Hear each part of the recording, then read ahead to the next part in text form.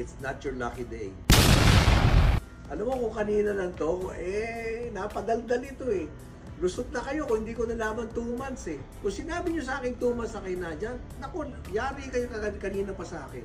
Dito ako nagagalit. Madali lang kasi itong problema na to. And yet, you opted na sila ay bulukin nyo doon ng 2 months. Hindi naman kayo ginigipit. Walang gumigipit sa inyo eh. Wala kayong malasakit. Kunyari, sinabi mo sa akin, Sir, gipit na gipit kami ngayon. Sige, paululuman na ng OWA. Sisingilin namin kayo after. Ang ibig lang sabihin, no, meron kayong malalim na concern doon sa pinadadala yung worker.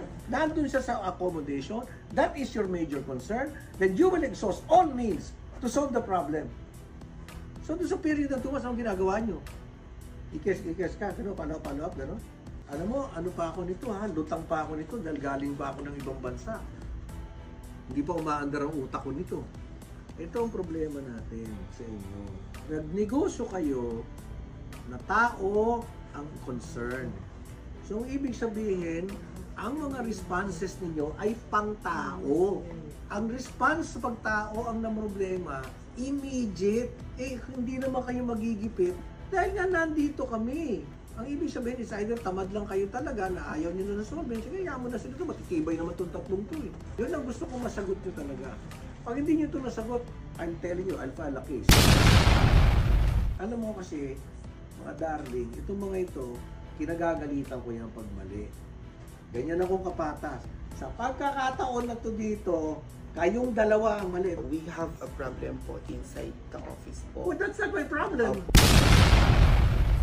You might as well close shop. But the thing po is, it affects po the relationship between the FRA and dun sa nag-recruit po. Exactly. Kung may problema nga kayo doon, nandito nga kami to solve. Opo, bali yung problem po ng tinutukoy ko po is between doon sa recruiter, yung aming business partner.